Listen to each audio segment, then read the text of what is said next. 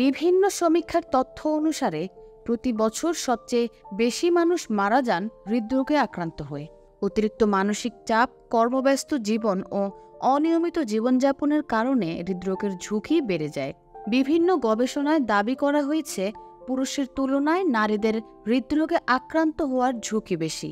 Saunters of Disease Control and Prevention এর তথ্য অনুসারে মার্কিন যুক্তরাষ্ট্রে প্রতি 5 জন নারীর মধ্যে একজন মারা যান হার্ট অ্যাটাকে।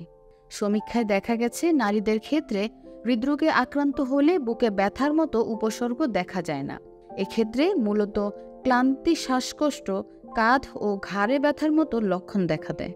নারীদের মধ্যে হৃদরোগের লক্ষণের কারণ: ঋতুবন্ধ বা মনোপসের পর নারীর শরীরে ইস্ট্রোজেন হরমোনের ক্ষরণ কমে যায়।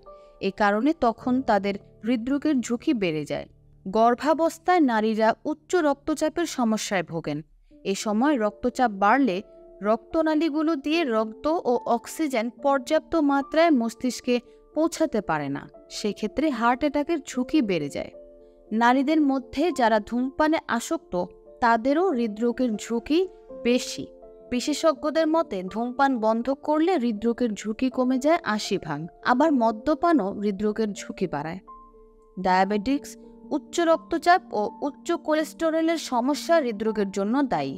এসব রোগের কারণে রক্তনালী সংকীর্ণ হয়ে পড়ে, ফলে রক্ত প্রবাহে বাধা সৃষ্টি করে ও হৃদযন্ত্রে বেশি চাপ পড়ে কার্ডিওভাস্কুলার আক্রান্ত হওয়ার সম্ভাবনাও বেড়ে যায়।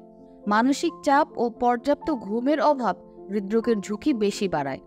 তাই শরীরকে সুস্থ রাখতে দৈনিক 6 থেকে 8 ঘন্টা ঘুম জরুরি।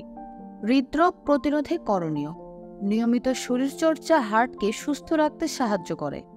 এজন্য সপ্তাহে অন্তত 5 দিন 30 মিনিটের মাঝারি ব্যায়ামই যথেষ্ট। এক্ষেত্রে দ্রুত গতিতে হাঁটা বেশ কার্যকরী। এর পাশাপাশি লিফটের পরিবর্তে সিঁড়ি ব্যবহার করুন। বিভিন্ন স্থানে হেঁটে চলাচল করুন। টেলিভিশন দেখা বা ফোনে কথা বলার সময় হাঁটাহাঁটি করার অভ্যাস করুন। এসবের পাশাপাশি মেডিটেশন করুন নিয়মিত। স্বাস্থ্যকর খাবার, ধূমপান ও মদ্যপান ত্যাগ, সঠিকভাবে জীবন পরিচালনা করুন।